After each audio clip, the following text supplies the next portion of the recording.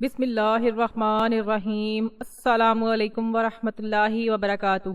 حضرت ابن عباس اور محمد بن کعب فرماتے ہیں کہ حضرت یعقوب علیہ السلام اپنے بیٹوں کو نظر بد لگنے سے بہت زیادہ خوفزدہ ہوئے تھے، کیونکہ وہ بیٹے خوبصورت، خود شکل اور اچھے لگتے تھے۔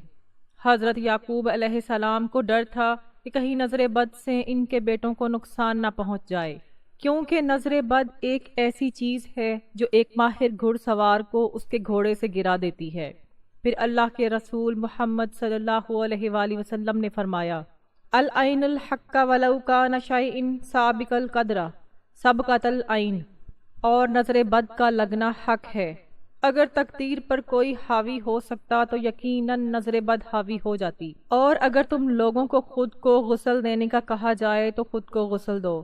حضرت ام سلمہ رضی اللہ تعالی عنہا سے روایت ہے، حضرت محمد صلی اللہ علیہ وآلہ وسلم ان کے گھر تشریف لائے تو ان کے پاس ایک بچی بھی تھی جس کے چہرے پر پلاہٹ اور کمزوری تھی۔ پھر رسول اللہ صلی اللہ علیہ وآلہ وسلم نے فرمایا کہ اس کو دم کرو، کیونکہ اس پر نظر بد کا اثر ہے۔ جس کی نظر بد لگتی ہے وہ حاسد ہوتا ہے، لیکن ہر حاسد کی نظر نہیں لگتی، اسی لیے جب حاسد حسد کرتے ہیں تو ہمیں ان کے شر سے اللہ کی پناہ طلب کرنے کا حکم اور تعلیم دی گئی ہے۔ بڑوں کی نسبت بچوں پر نظر بد کا اثر جلد ہوتا ہے۔ ایک دفعہ حضرت محمد صلی اللہ علیہ وآلہ وسلم نے حضرت جعفر رضی اللہ تعالی عنہ کے بچوں کو دیکھا تو ان بچوں کی والدہ اسماء بنت امیس رضی اللہ تعالی عنہ سے دریافت فرمایا، یا مالی اری اجسام بنی اخیرا جاہلیہ، کہ کیا معاملہ ہے کہ میں اپنے بھائی کی اولاد کے جسم دبلے پتلے دیکھ رہا ہوں، کیا انہیں کوئی مشکل، بھوک، بیماری یا تکلیف وغیرہ درپیش ہے؟ اسماء بنت امیس رضی اللہ تعالی عنہا نے عرض کیا، جی نہیں، لیکن بہت جلد نظر لگ جاتی ہے۔ تو رسول اللہ صلی اللہ علیہ وآلہ وسلم نے اسماء رضی اللہ تعالی عنہا کی اس بات کی تائید فرماتے ہوئے ارشاد فرمایا، ان پر دم کرو۔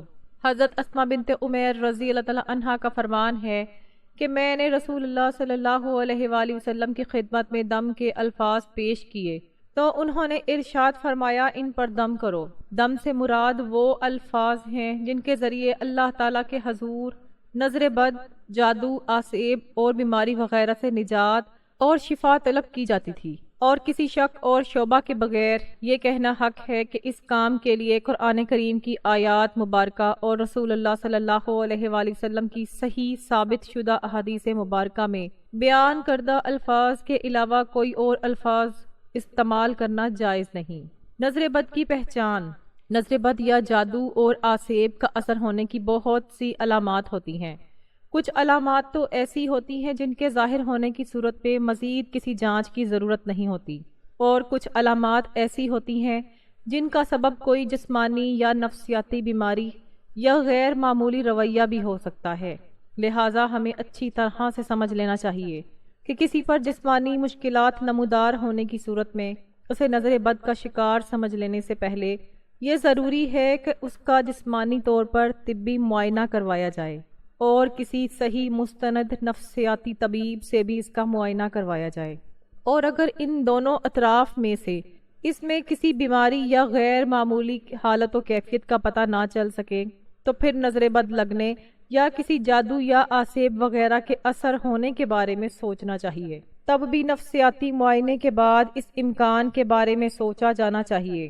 فی الفور اس پر یقین نہیں کر لینا چاہیے کہ نظر ہی لگی ہے یا کوئی جادو یا آسیب وغیرہ کا اثر ہو گیا ہے۔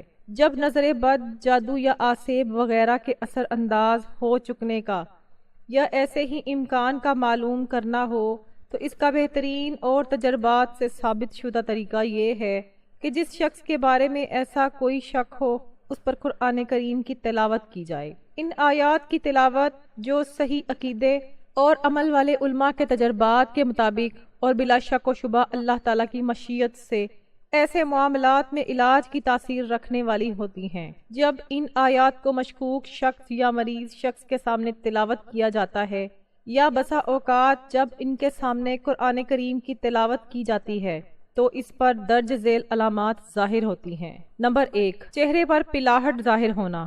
نمبر 2، سینے میں گھٹن کا احساس ہونا۔ نمبر 3، تلاوت سننے کے دوران جسم کے مختلف حصوں میں درد ہونا۔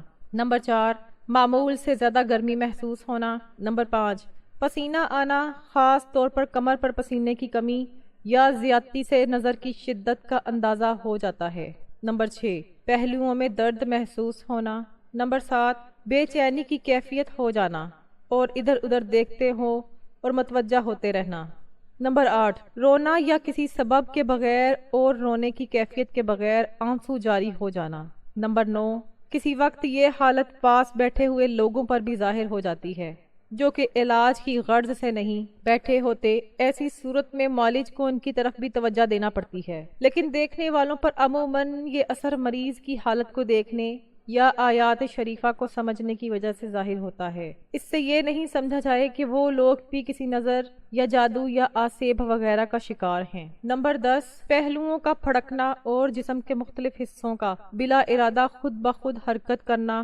پھڑکنے اور حرکت کی کیفیت، رفتار اور انداز سے بھی علاج کرنے والوں کو نظر بد کی قوت کا اندازہ ہو جاتا ہے۔ نمبر 11، دل ڈوبنے کی کیفیت وارد ہونا۔ نمبر 12، پٹھوں کا اکڑنا، کھینچنا اور درد محسوس ہونا۔ نمبر 13، نیم بے ہوشی اور بے حواسی محسوس ہونا اور کوئی بھی کام کرنے کی قدرت نہ پانا۔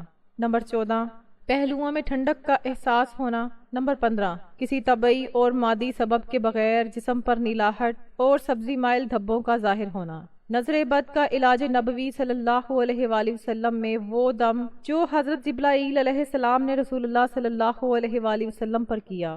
بسم اللہ ارقیکا من کل شیء یؤذیکا من شر کل نفس او عین حاسد اللہ یشفیکا بسم اللہ ارقیکا۔ ترجمہ، میں اللہ کے نام سے آپ پر دم کرتا ہوں اور اللہ ہی آپ کو شفا دے گا ہر ایک بیماری سے جو آپ میں سے، اور اگر گرہوں پر، گانٹوں پر جادو اور ٹونے کر کے پھونکنے والیوں کے شر سے اور حسد کرنے والے کے شر سے جب وہ حسد کرتا ہے۔ اسے مریض پر 3 دفعہ پڑھا جائے، وہ دم جو رسول اللہ صلی اللہ علیہ وآلہ وسلم ہر قسم کے مریضوں پر فرمایا کرتے تھے۔ اے اللہ، تکلیف کو مٹا دے، اے لوگوں کے رب شفا دے دے، تیرے ہی ہاتھ میں ہے شفا، ہر بیماری، ہر تکلیف وغیرہ کا دور کرنے والا تیرے سوا اور کوئی بھی نہیں ہے۔ محترم ناظرین، میں امید کرتی ہوں کہ آپ کو نظر بد کی علامات اور ان سے حفاظت کی تدابیر کی مکمل طور پر سمجھ آ چکی ہوگی۔ میں دعا کرتی ہوں کہ اللہ تعالی ہمیں نظر بد سے ہماری حفاظت کرے، حاسدوں کے حسد سے بچائے، کینہ پرور کے کینے سے بچائے، ہمیں، ہماری اولاد کو، ہمارے اہل و عیال کو، ہمارے کاروبار، ہمارے گھر کو ہر طرح کے حسد سے بچائے، ہر طرح کی نظر بد سے بچائے اور ہم پر اپنی رحمت اور کرم کی بارش کر دے، خیر کی رحمت کی عطا کر دے۔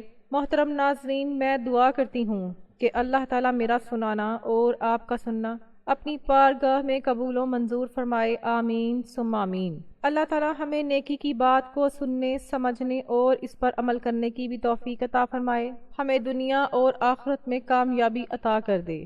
آخر میں آپ سے گزارش ہے کہ اگر آپ کو ویڈیو اچھی لگی ہے تو ویڈیو کو ضرور لائک کریں، چینل کو ضرور سبسکرائب کریں اور پاس لگے گھنٹی کے نشان کو ضرور دبا دیں تاکہ جب بھی میری کوئی نئی ویڈیو آئے گی تو سب سے پہلے اس کی اپڈیٹ آپ کو ملے گی۔ جزاک اللہ۔ السلام علیکم ورحمۃ اللہ وبرکاتہ۔